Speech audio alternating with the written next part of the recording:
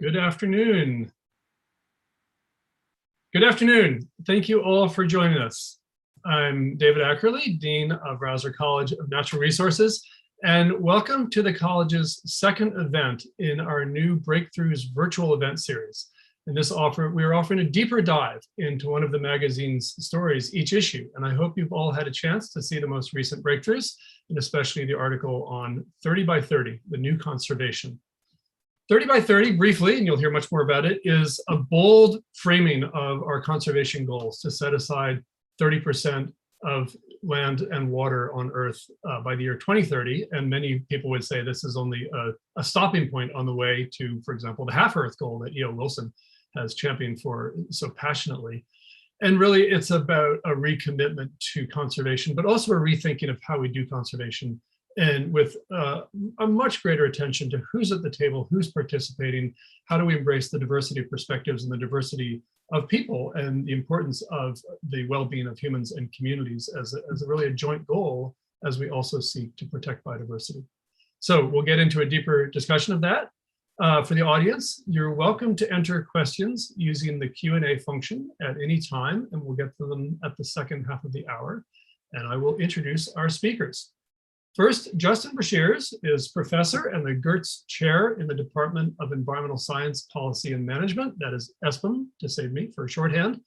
Justin's research combines traditional ecology with interdisciplinary science to study how human activities are rapidly changing oceans, forests, and savannas, and to highlight and communicate the everyday consequences of these changes for nature and society. Through these efforts, his work combines biodiversity conservation with economics, anthropology, public health, nutrition, environmental justice, and journalism. His research attempts to understand how our consumption of wild animals and conversion of natural habitats affects the dynamics of animal communities and the persistence of populations. Work in Justin's group extends beyond traditional animal conservation to consider the economic, political, and cultural factors that drive, and in turn are driven by, changes in wildlife abundance and diversity. And through these strategies, his group strives to propose empirically based interdisciplinary strategies for biodiversity conservation. And Justin will serve as the moderator. Millie Chapman is a PhD candidate, also in ESPM, and also a fellow at the UC Berkeley Center for Society, Technology, and Policy. Her research sits at the intersection of conservation, science, and policy, leveraging big data on both ecosystems, for example, the metrics of biodiversity, and institutions, for example, structures of governance around how we manage these systems, to understand how we can better manage ecosystems in the wake of environmental change. In particular, she is interested in how we prioritize area-based protection on both public and private lands, while considering the institutional structures within which decisions to conserve land are made. The chapters of her dissertation span systems from farms to forests to fisheries, seeking to examine both protection and production in a rapidly changing world. Dr. Christopher Schell is an assistant professor, also in ESPM.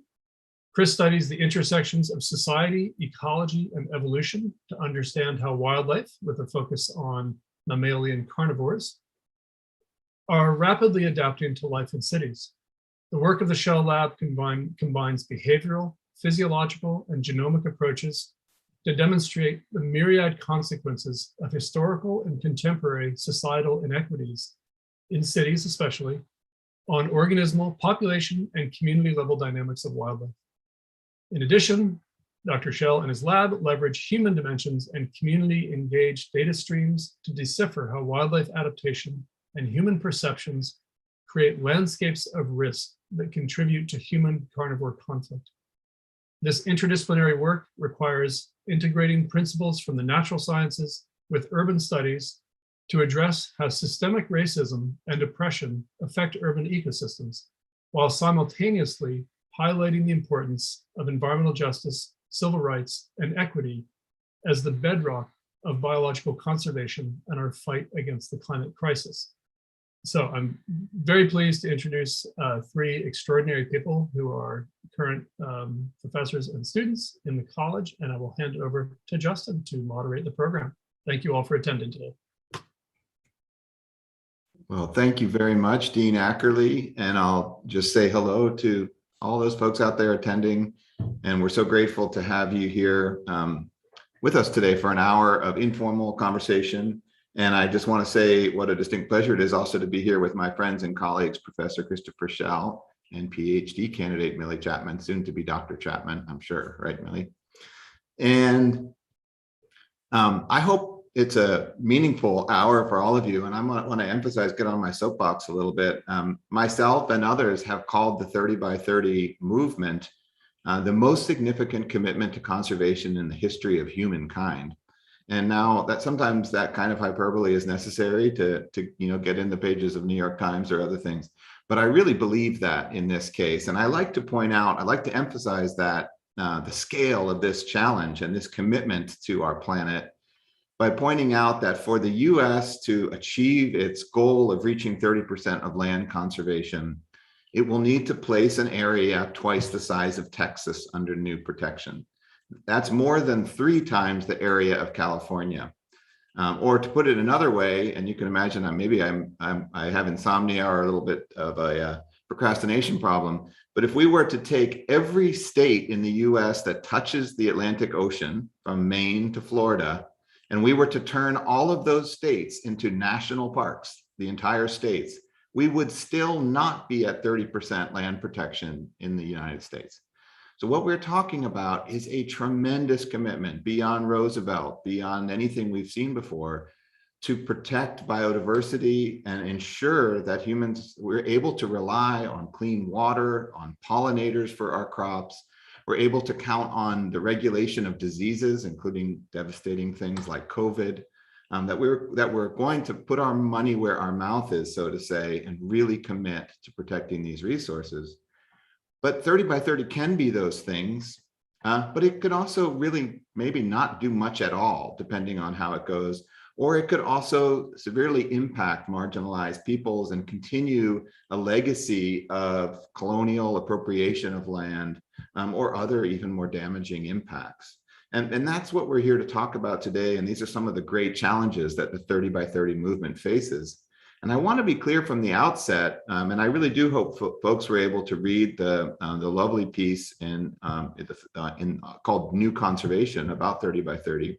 But I want to emphasize that we often talk about the 30 by 30 initiative as though it's one thing. But in fact, 30 by 30 is represented by dozens of different commitments at different scales.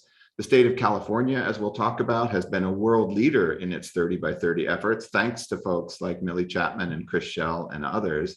The US, of course, has its own 30 by 30 commitment that has already received billions of dollars in our taxpayer-funded support, including through the new recently passed and proposed spending bills. And 30 by 30 is represented by dozens of other countries who have committed to these goals. And if you're following the news, and it's on the front page of the New York Times, Washington Post, LA Times, you name it, if you're following the COP26 news, which is the UN Conference on Climate Change, you'll see that 75 countries have now committed to 30 by 30 goals, and they're hoping to get into the hundreds before the end of that conference.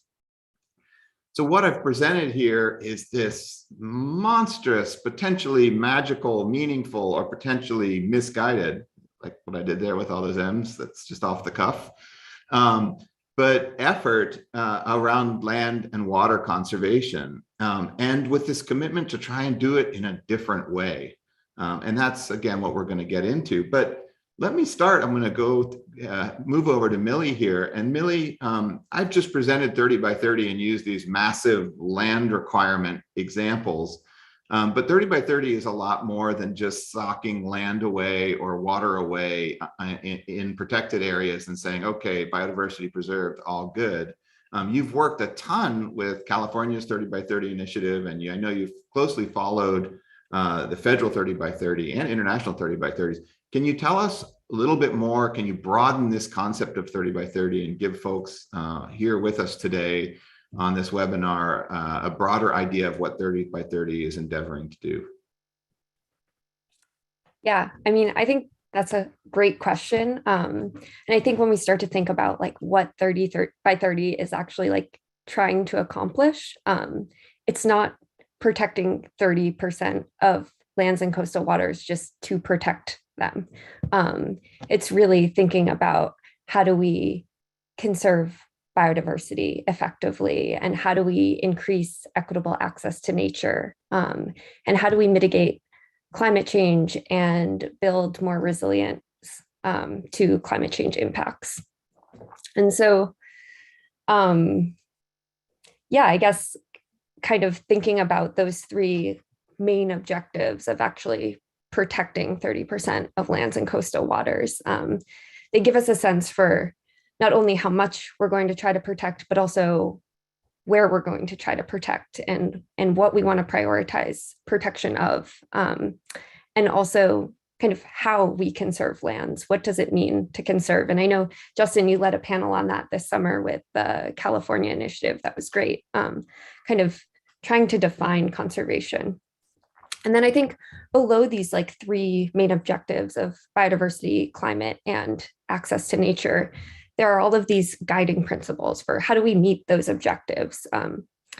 And I really like the federal document that came out. I don't know, was it this summer, Justin? I can't remember. The American the Beautiful document had a great list of like guiding principles for meeting 30 by 30. Everything from supporting like locally led and locally designed conservation efforts to honoring tribal sovereignty and in the priorities of tribal nations, to honoring private property rights and kind of supporting voluntary stewardship on private lands. So I don't know if that answers your question, but those are kind of things I think about. No, that's fantastic. And I think those three pillars that you touched on, I think are such a central piece of why we call this in some ways the new conservation. And I know we're going to come back to like what's new or what can be new about it, because of course it's all playing out, before us right now. And I want to go over to, turn to Chris. And Chris, your sort of pioneering work that's created sort of international recognition for really combining elements of ecology and evolution and with components of inequity and historical inequity. And you were recently engaged, you've been engaged in 30 by 30 in different capacities, but you were recently engaged in California's 30 by 30 initiative through the panel that really looked at issues of equity and access. And I wondered if you could share some of your perspectives from that group and what you personally, or as your panel, felt would be key issues to kind of fulfill the promise of not only really acknowledging what access means and what equity means in this context, but actions that could be taken to achieve that. Yeah, absolutely. Thank you, Justin, for that question. And for sure, I think a lot of the panelists, so to bring some of y'all up to date, we had several different panels, one of which was about equity and how do we build equity into the 30 by 30 initiatives that we are trying to roll out. And one of the resounding pieces in that panel was thinking about the community and how the community and equity is the bedrock. And it should be noted that oftentimes folks will hear the word equity, right? It's thrown around quite a bit, to the point where it can seem superficial. So we oftentimes are thinking about equity, meaning specifically, how do we create access that not only takes into account the need for all peoples to be able to enjoy, say, natural resources, but also understand the historical oppression that's happened in the past. So me as an ecologist, right, I was academically raised, I like to say, as an ecologist. I very much think about the relationships that exist amongst all organisms. And I think what's different here in 30 by 30 is that we're finally starting to recognize people as part of that equation. And that in order for these pillars of conservation and biodiversity and mitigating the climate crisis, we need to center people's issues, people's responses, people's resilience, people's strategies for coping and adapting, because we are part of this earth. So if we don't ground that equity, if we don't think about past historical ills and how we are moving into the future, then using, say, traditional conservation approaches are pretty much null and void. They will be wiped clean by rising sea levels and increasing wildfires. So we have to think about how all peoples will benefit, and especially those that have been the most disenfranchised. Yeah, thank you, Chris. I really appreciate that. And I think, and I'm sure our audience, our co-discussers here appreciate as well. And I'm wondering if you could go, I touched on it earlier, you touched on it also, the history of inequity and in some cases, what many folks have considered crime, historical crime, and how people, indigenous groups, marginalized communities have been treated in conservation.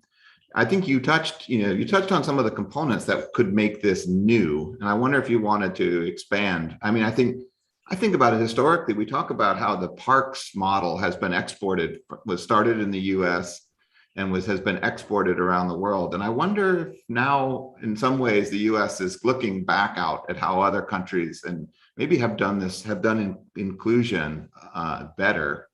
I'm wondering if you have further thoughts on that. Yeah, for sure. It should be noted, right, as we are doing this webinar for the folks that are joining us, that we are all sitting on stolen land, right? We're on Ohlone land on Berkeley's campus. And much of the lessons now that we're thinking about implementing are those lessons from the past, from those indigenous ancestors. So centering many indigenous voices on these fronts will be incredibly important to how we do that. A lot of conservation, for instance, in the past has always been about taking land away. So land grab from the peoples that were stewarding those lands, the original ecologists that were working the lands, right? Stole those lands and said that it's better to not have any people on the land at all. So then that way biodiversity can flourish. Well, anybody that knows anything about community ecology knows that if you take out a major key element player, whether it be biotic, living, or abiotic and non-living, it will fundamentally change the way in which that ecosystem functions.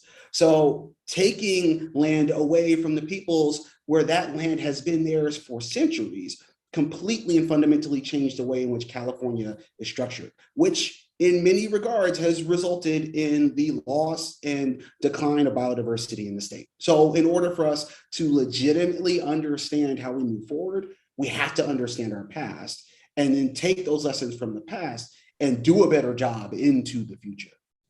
Yeah, that's fantastic. And it reminds me, I mean, for the folks out there, many folks may be aware, there's a wonderful essay from William Cronin called The Problem with Wilderness that really talks about how profoundly North America had been shaped by human action, even in places that we like to call wilderness. Or people have probably read 1491, is that the name of the book? Anyway.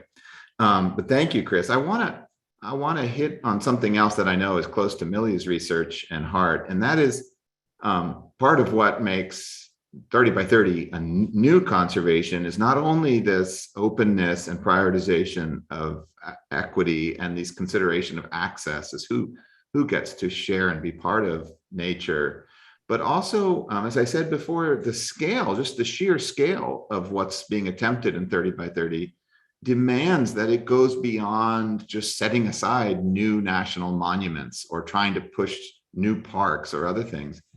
And that's led to a big and active discussion around the potential role of conservation on private lands. And that is super challenging and complicated and other things. But fortunately, Millie, you're smart enough and brave enough to dive into that world. And I wonder if you could tell us a little bit.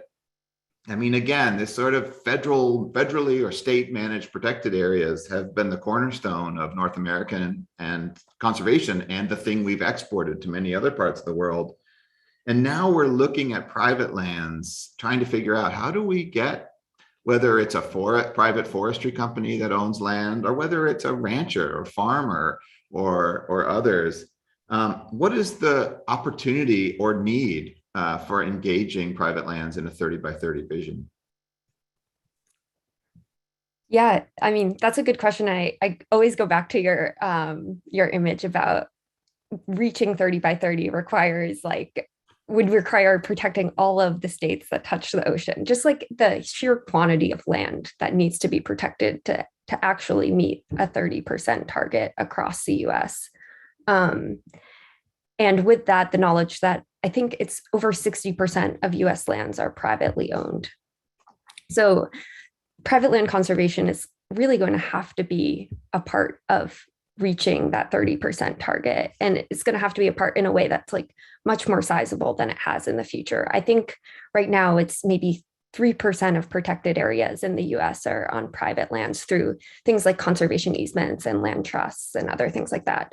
But I think beyond this, like just simply like area-based sort of metric of protection, a lot of like kind of the other meaningful objectives of 30 by 30 are going to require private land as well. A huge portion of our endangered and threatened species use private lands for parts of their ranges and important parts of their ranges. And of course, we have other legislation in our country for the protection of endangered species.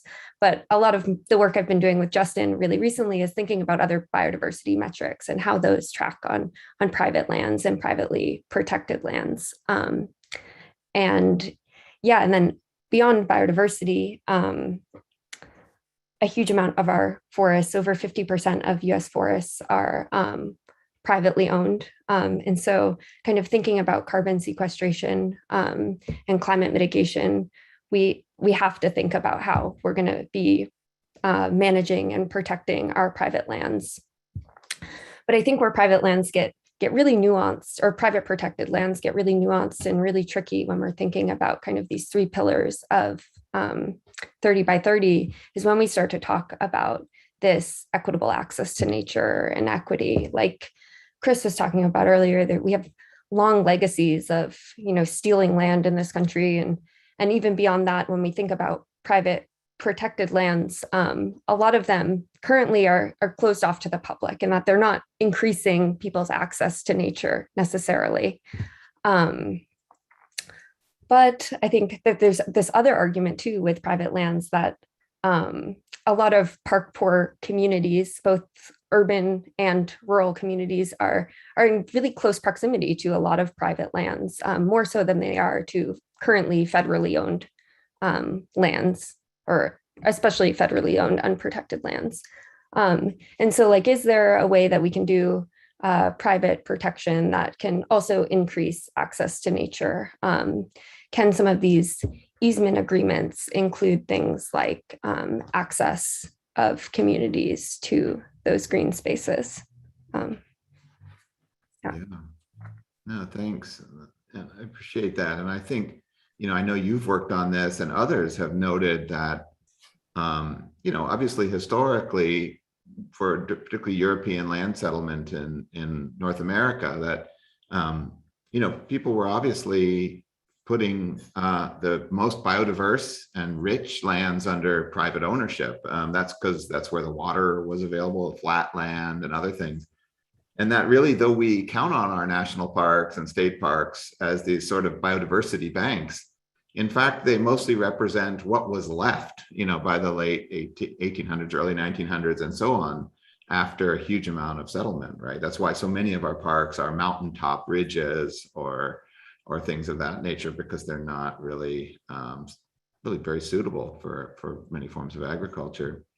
Millie, you touched on climate, and I know, and I hope the college will do several panels on the unique and complex challenges of establishing climate resilience or mitigation, these terms that we throw around, talk about climate refugia, this kind of concept, all these ideas about how do we actually use conservation to impact climate?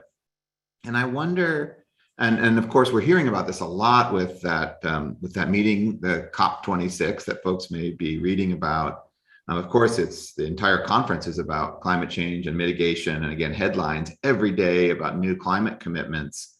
But tell us a little more, what's possible within 30 by 30 as far as climate, these goals of climate mitigation and resilience? It's a very broad question, but just fill us in, because we're not going to do justice to climate today.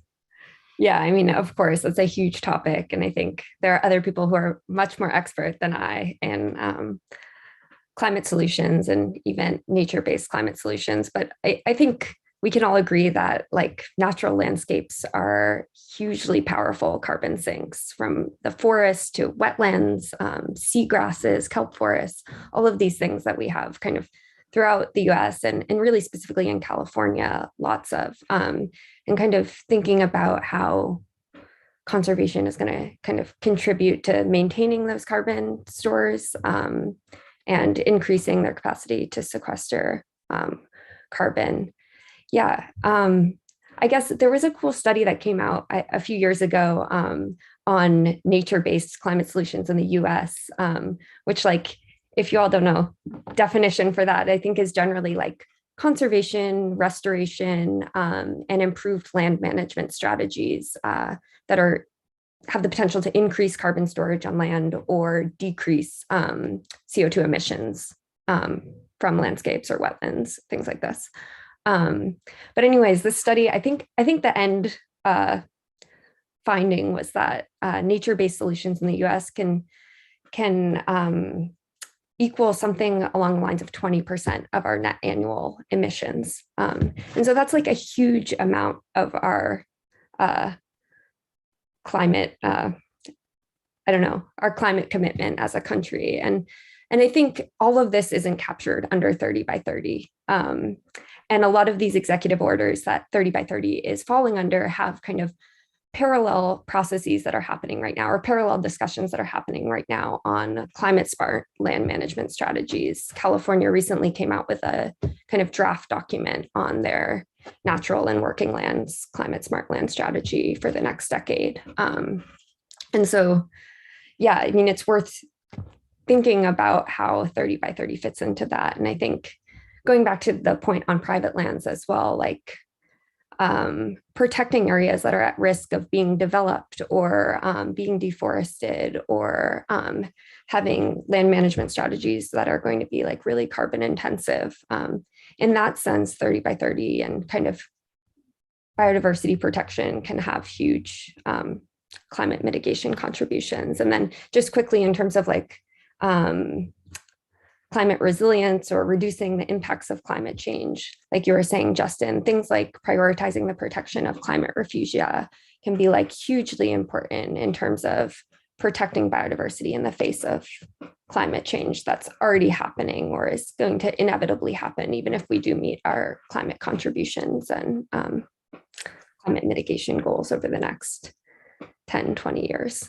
Yeah, great points.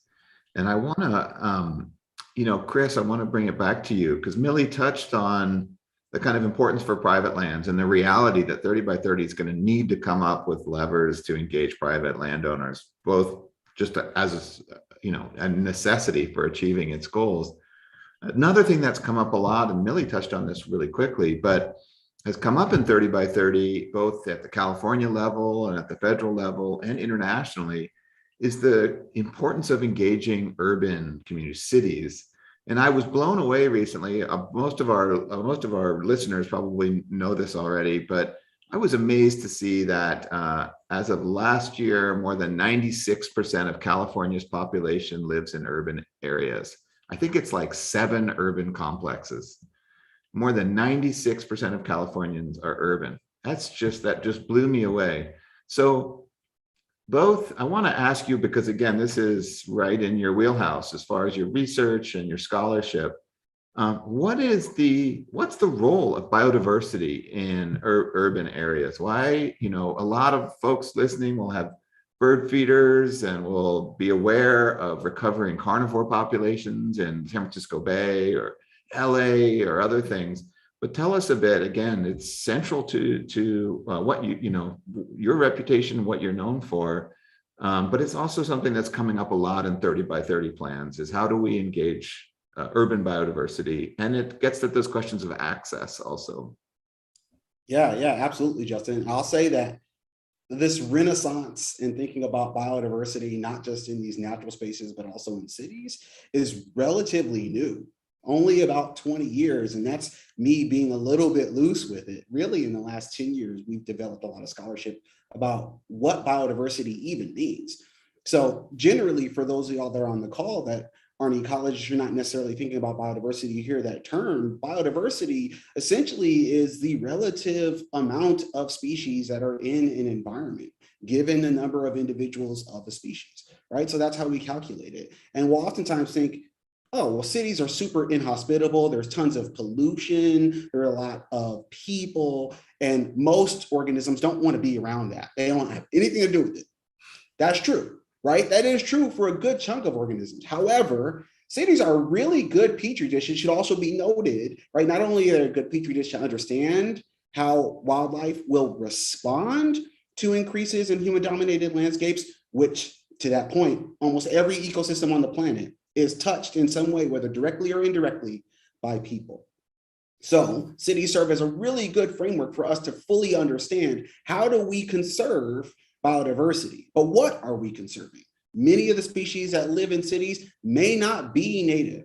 So, for instance, we have a lot of mesocarnivores that aren't necessarily native to this region, but my goodness, they are literally doing the Jeff Goldblum experiment, and life finds a way. So, for instance, we do a lot of our work in San Francisco and Oakland, and it's extraordinary how much data you can get just with simple wildlife camera traps. So we're able to understand how these animals are moving through the city, how they're utilizing different resources that previously a traditional ecologist would never think they are using. And some of the lessons we learn are the stories they tell us by how they use that landscape, but also what each plot of land means. So for instance, Millie brought up private land ownership. In cities, you have a mosaic of private and publicly owned lands. And access to those lands, not just for people, but also for wildlife, is superbly important, because they may need to get from point A to point B to say, find a home, get resources, be safe for the very next day, right? Or be able to raise their offspring. The issue of access to equity is something that they're intrinsically thinking about. And for us culturally as people, that's important as well. One of the stats, for instance, because my wife is a public health expert aficionado, right? And she had told me in San Francisco, this bridges us back to the equity piece and how we utilize green space, but access green space. So 7% of all of San Francisco, right? 7% of the San Francisco population is Black, but 39% of the homeless population is Black. So that means the way in which these issues hit people hits very different for different communities. And things like housing insecurity are very much right in the way of how we do conservation. Why? Because the way in which we structure capitalism and have other folks on the outside looking in means that they can't contribute, even though they have community knowledge on the ground about the animals that we're trying to conserve. Means that because they don't have home, they don't have proper waste management services that should be provided to them as a right, that they are also now caught up in this mire of, we want to conserve land, but we're not thinking about the people as well. And all of these stories are through the eyes of the animals that we study. They tell us how they move across the landscape. They give us information about their physiology and what they're taking into their tissues. They tell us about how they behave around people.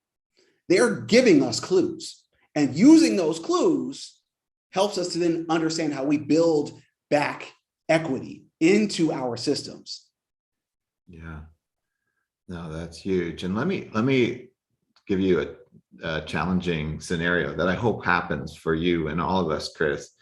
But let me just bring that to a head a little bit and say, and mention, I think folks are aware of this, but not only are tens and ultimately people are estimating more than $100 billion of federal and international funding will be put into the 30 by 30 initiative, but many folks, I'm sure, have seen the headlines about private philanthropy, about in some cases billionaires. Jeff Bezos has committed $10 billion to the climate, and more than $1 billion specifically to 30 by 30 through the Earth Fund. Other folks, many of them in the Bay Area, have committed billions of dollars in philanthropy to support 30 by 30. And I want to ask, if you're given the invitation to come sit at the table with some of those folks who are investing hugely in this, and they say, oh, great, Professor Schell, you're talking a mean game about the importance of these urban areas. How do we invest? How do we make a difference towards 30 by 30? What's your pitch? Yep, give the money to the community. And by the community, I mean, we could start right here in East Oakland, right on Fruitvale Ave, right? Make sure you also enshrine policies that allow for people to stay in their homes. So that's one of the biggest issues that we oftentimes come across with our work on green space access, environmental justice, and gentrification.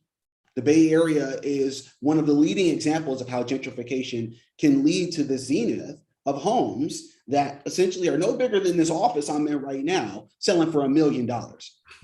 Nobody can afford that, right? And what happens is that when you plant trees, oftentimes what's called green gentrification, many folks that are climate aware think, oh, this is really good for the environment. This will help sequester more carbon. But by planting those trees, you oftentimes see multiple issues on the back end of property taxes increasing, housing values increasing, and then people being displaced out of their homes. So, if I have that money, if I'm in the room with those folks, I'm saying create and make sure you talk to legislators to create laws for rent control to infinitum, or create more sustainable housing. Maybe work on the unjust zoning laws that already exist in our communities. And it should be noted again, y'all, urban ecologist, I study wildlife. And yet, if I study how these animals move across the city, I can't turn a blind eye to the fact that this city is superbly heterogeneous, not only through contemporary policies, but also through historical policies. So we're still feeling the effects of, say, redlining, which briefly was the historical policy adopted in the 30s to the 60s that essentially said, white wealthy people live in one area, Black and brown folks live in another area. We still see the effects today in East Oakland. Urban heat islands, meaning how hot it is in cities, is hotter considerably in the flatlands compared to up in the hills. Water and clean access to water, also an influence of redlining. Air pollution is also being influenced by, again, those policies that were abolished more than 50 years ago.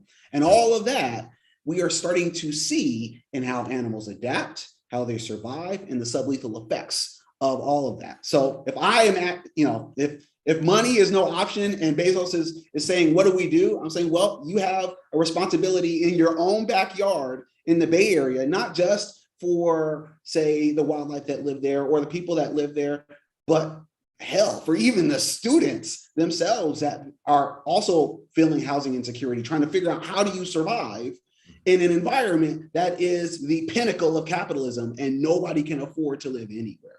Yeah, great points. And I think the fact that we're talking to you today from the Bay Area, which is by far the largest global contributor as far as funding, donations, and philanthropy to environmental causes on our planet, and that we haven't looked more inward at the ways we can support and facilitate access to green space and sustainable living near those places, so that you're not constantly pushing people out, as you said. Millie, I want to make sure we get to the folks who have joined us today and get to their questions if they have them, or discussion. But let me throw you into that exciting table with the billionaires again, and you can either talk about what you would ask, or also what you kind of hope for from 30 by 30. What are outcomes that get you feeling optimistic or positive about it? Yeah, that's a good question. I think going back to all of Chris's points, I couldn't agree more. And I think just thinking about how these area-based conservation policies or targets don't exist in any sort of vacuum, not in a sectoral vacuum, not in a temporal vacuum, not in a spatial vacuum, everything's interconnected, and really trying to take that into account when you're making any sort of decision about conservation or how green space is managed or who has a seat at the table is really critical. In terms of what I feel hopeful about, this is the opposite of that, but I think when I first started diving into 30 by 30 and kind of the broader idea, I think one of my biggest concerns was that if you set these really ambitious area targets, how does that not necessitate overlooking things like urban areas that are by definition a really small geographic area relative to just protecting some like large swath of land somewhere far from the urban center. And so I guess I'm somewhat hopeful about just kind of, as I've followed these 30 by 30 policy discussions and kind of public input processes in California and federally, just kind of seeing how much this is being discussed and being considered. And I feel more hopeful than I did like a couple years ago when we were first starting to talk about these ideas, Justin, together. Just thinking that it feels like there is like a genuine movement towards really investing in locally led conservation and kind of locally prioritized conservation. Yeah, thank you. And we're getting some excellent questions that very much relate to things we've talked about. So I want to share some of those, and I'll start at the top. And I can't promise I'll get to everyone's questions, but thank you so much for submitting them. And I'll just ask you both, Chris and Millie, to jump in. I think the first one's, I know, resonates with things Millie is thinking a lot about, which relates to the scale at which 30 by 30 is executed. And Alan DiVittorio asks, does it make sense for individual country states to pledge 30 by 30, given the wide range of their sizes and the habitats and land use pressures? He says it may be more effective and efficient for all interests to take a more global and targeted approach. And I think this is a great, excellent question that gets into this question about who the political and governance structure is really behind 30 by 30. And I wonder if you could comment on some of those questions. I know, Millie, we've talked about how prioritizations, for example, each state, I think it's, is it West Virginia? Or is it, I'm trying to remember which others, what other states? Carolina? Sorry, North Carolina. So different states, of course, have committed to 30 by 30, and most notably, I think, California. But as those states come up with their own prioritizations for reaching 30%, they're often, they may be preserving land that would be very low priority were the prioritization be conducted at a national scale. And of course, if we're thinking globally, to where is that 30% most important for biodiversity carbon? Very little of it is even in North America, right? We would really be prioritizing elsewhere. So can I throw that tough question, an important question from Alan? How do we ultimately, why is this going to play out likely more at states and country levels than what might be a global view where we could have the greatest efficiencies under more idealized governance systems? Yeah, that is a great question. And I think it does come down kind of to the institutions that ultimately make our environmental decisions. And that's often done, at least in the US, at the state scale, which is why a lot of states are kind of taking on their own kind of 30 by 30 initiative, but in kind of in alignment with the federal initiative and the global initiative. And then another thing that I think a lot about kind of in this broader space of question is that third pillar of access to nature and community-led conservation. And I think when we're thinking about kind of really simple objectives, if we take the simplest biodiversity metric we can come up with and some metric for carbon sequestration on a landscape, yeah, sure, like maybe not many of those 30% priority areas land in North America. But when we think about expanding access to nature and kind of these other objectives of 30 by 30, I'm less convinced that kind of this top-down prioritization is going to give us the best outcomes, even though it seems like that if we think about it in like a really kind of mathematical conservation prioritization framework. Yeah, thank you. And I think there are a lot of biologists, going back to Alan's question, that would say, yeah, it should be done. But your point about access and, and who, this age-old question about who pays and who benefits in conservation. And I think the more we start looking to other countries, I think about the example, hearing and reading and talking to folks about how, for example, international aid is often tied to countries, meeting conservation goals. And that's a way more affluent countries kind of pressure less affluent countries, more developing economies. And that's problematic, even though, the ultimate goal is something for the benefit of all of us. That question about who's paying for conservation is a critical one. I'm going to jump around a little bit, and there's a question, and I don't know if it's from my Tim Bean being a former grad of our department, but Tim asked a question that's a really tough one, and I'm going to throw it at Chris and then Millie, and I'll try and think about it too. But Tim asks, are existing federal environmental policy tools sufficient to meet the 30 by 30 goals? If not, what kinds of new legislation would you propose?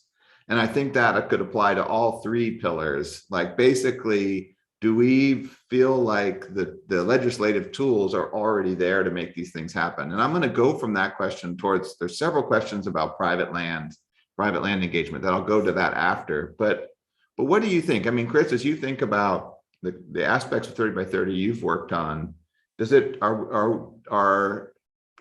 we need new? Is it not going to happen unless we have new kinds of legislation, whether it's federal or state or even local?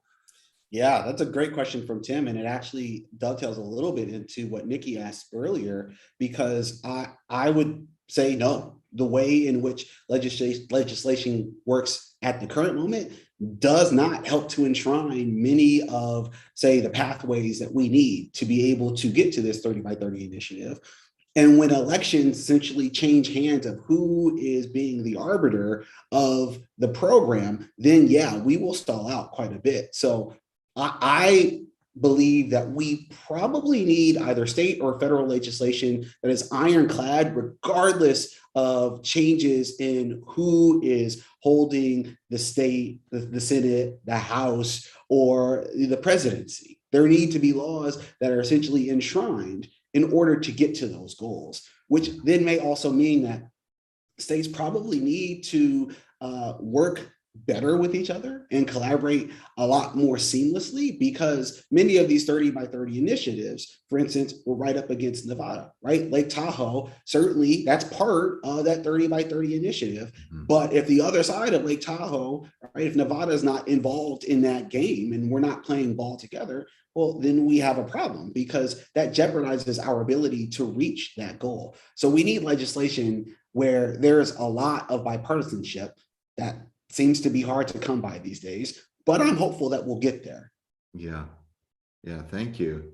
As I said, I want to transition. We have a bunch of great questions about private land engagement. And one question from Dan Zevin, who I know, is given the long history of private public easements negotiated through groups like the Nature Conservancy Trust for Public Land, don't we already kind of know or have data on what are proven incentives for getting private landowners into conservation easements, and or have current politics poison things such that these easement approaches are non-starters? And I think this is really rich and active, very current discussions. And I know one of the, probably historically the single greatest investment into private land conservation has come through our federal tax dollars and through programs through USDA in particular, the CRP, conservation, well, now I'm blanking, conservation, anyway, I'm going to leave that.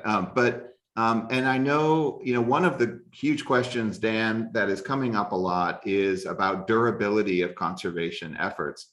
And so obviously, many folks will know and that, easements are binding and typically forever. But to your point about either poison politics or just saturation, I think there are real issues about getting a lot of new land at the scale that we're talking about, getting this amount of private land into committed easement form conservation, as in forever conservation. And kind of recognizing that challenge, there are efforts underway at state and federal levels to come up with kind of conservation lease programs, or programs that would be longer term than CRP, which was traditionally a single year commitment, and into things that are maybe 10 or 15 or 20 years. that don't require landowners to essentially put a permanent easement on their, or use limitation on their title, but that are commitments that may have meaningful duration for biodiversity conservation, carbon sequestration, and those type of things. But this is, you're touching on, of course, an incredibly active and much debated and discussed area of investment. And ultimately, I think it's where most of the federal investment in 30 by 30 is going to go, into incentives for private land conservation. And those will be federal and private partnerships with NGOs, with foundations and other things to try and prioritize easement land, well, not just easement land, but conservation lease land is what it's looking like.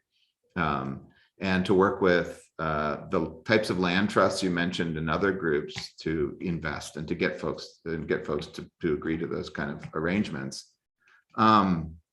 Nikki Roach asks a really critical question, and I think Millie, you're in a great spot to talk about this, is what actions has California taken to move closer to its 30 by 30 goals? And Nikki asks the perennially difficult question that I've been tasked at times with trying to resolve, which sounds so simple and is so important, which is, can you clarify what 30 means? And of course, I think what Nikki's getting at is, what is conserved? When do you say, we did it 30%, job well done, everyone?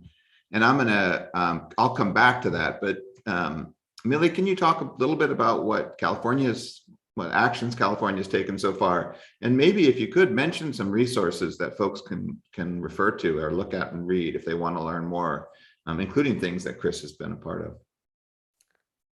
Yeah, totally. So I think currently California is still in the process of defining their strategy to 30 by 30. They're writing their pathways to 30 by 30 document, which is supposed to be released to the public sometime this fall for comment. So definitely, if you're interested in these processes, particularly in California, keep your eyes out for their draft strategy document, because there's definitely going to be public input time where you can provide your comments and say what you need to say about their proposed pathways to reaching 30 by 30. But that's just a long-winded way to say, I don't think there's been much action towards actually reaching 30%, more just how we are going to reach 30%. And then to your second question about what does 30% mean? I don't think that there's been any published definitions to date, but I'll type an answer into your question that will link to the advisory panel report that Justin led this summer, trying to answer that question as best they could about how do we define conservation on lands. And then there's another report that kind of mirrors the report that Justin led, and it's on what do we mean by conservation in coastal waters, which is a part of 30 by 30 that we haven't talked much about today, but that is equally interesting and important and controversial. Yeah, and I'll just say it's probably pulling everybody a little bit into the rabbit hole dangerously, but Nikki, the critical question you raised is so critical because by some definitions of conserved, we've already done it. We've already reached it. And by others, depending on what our threshold is for what defines conserved under 30 by 30, we either have an incredibly long way to go, or we're almost there, or we're there. So stay tuned. And I want to mention that one thing I feel like California has done well is really tried to provide a lot of opportunities for public input. And I hope those will continue to be opportunities for all of us to help advise on that. I wanted, Chris, there's a question asked by Riley Andrade that is, I think, really interesting and important and gets to some of your research and some of your earlier points. And the question is, what are some of the ways that we can reorient the public discussion of protected areas from, quote, far away places, very true, I think, to better look inward to our cities and own backyards, as Professor Schell mentioned? How do we, great question about public perception, because it's so critical in 30 by 30. And after all, it's the public that's really paying for most of this investment. Right. And I love Riley's question because I'll say that Riley is also working in this space. So she knows she asked this question because we talk about this as colleagues quite a bit, but really engendering some pride in our own landscapes. And that it sounds fairly intuitive and easy, but it's different than, say, having folks that are in the East Bay root for the Warriors or for the 49ers when they win a game. Right? It's more taking pride in the growth of your landscape and how that landscape grows and it has its own history. Taking pride and really in some ways, and academically, traditionally, we were raised to not anthropomorphize animals, but honestly, we do it all of the time. Why? Because it helps create community with the organisms around you. So for instance, there are many folks in SF and in the East Bay that talk quite a bit about their local coyote populations. And they have tons of affinity and love and joy from seeing these animals as they move across the landscape. There are folks that very much love the foxes that move through the area, or love the birds, the many birds that we have here in the Bay Area. That connection between people and animals is superbly beneficial, so much so that it actually increases your mental well-being. So recent studies published in the last 5 years took a look at how well people perceive themselves when they go into nature, just seeing green space, so just the plants, versus when they go into green space and hear birds. And there are better, more positive psychological outcomes for folks that hear the birds in the park while also walking through the park. We intrinsically want to be attached to nature, and it exists all around us. Even some of the nature that we maybe don't like nearly as much, or we think are pests, like pigeons. Pigeons are incredibly smart and gifted to be able to survive in so many cities, but we never give them the credit they deserve. Or house sparrows. Next time you go into any of our local airports, check how many house sparrows are inside of the airport creating nests. That connection is superbly important. You don't need to go to Yellowstone for it, right? Even the small caterpillars or monarch butterflies that you see. My 3 and 5-year-old will see a monarch every time we come home. It's the same monarch that comes around in the front of the house, and then we have an Anna's hummingbird at the back of the house making contact and territory calls. And they know those animals. They know those animals and they've created those connections. So it's as easy as being able to say, give a name to Herbie the Anna's hummingbird, right? Or Molly the monarch. It's really that simple. Yeah, no, that's beautiful. And recognize that that's wildlife, that's nature, that's our connection. We're just about out of time here. There are a couple great questions having to do with how all of this is going to be coordinated, and who's paying attention. And I want to use that as a plug. We've got a lot of great folks. Everyone is amazing, obviously, who's attending today. But I'm hoping all of those who are attending can help us also as researchers and activists and hopefully enablers, and that we're pushing out and saying we too are noticing and concerned that there is very little coordination among, for example, land trusts and how conservation is going to be defined under 30 by 30, how these billions of dollars that are being pumped in right now into a lot of different NGOs and other groups, who is going to pay attention to these outcomes and ensure that access and equity are truly, if not achieved, are moved forward? Who's paying attention? Who's keeping track of all these investments and helping advise them? And my plug is that this is something we're pushing forward from Berkeley. We're hoping to be able to actually sit down at the table with some of these major supporters and say there's a critical role for Cal, there's a critical role for this incredible collection of interdisciplinary, transdisciplinary and amazing researchers and graduate students like Chris and researchers like Chris and graduate students like Millie and so many others here. Let us help and be part of this huge effort. And we have been in our own individual ways. But anyway, that's our goal. And as a Cal community, I hope we can continue to be part of it. And just to sum up, I want to thank certainly our panelists, PhD candidate Millie Chapman, Professor Christopher Schell. Thank you so much for joining us today. And I want to thank everybody who's taken time over lunch or whatever time zone you're in to be with us. And please follow up with us individually or the college or Dean Ackerley or others with your questions and comments and suggestions. This really is an exciting, unparalleled time for conservation, and the stakes have never been greater for the future of our species and the so many others with which we share this planet. So I'll stop there and thank you all.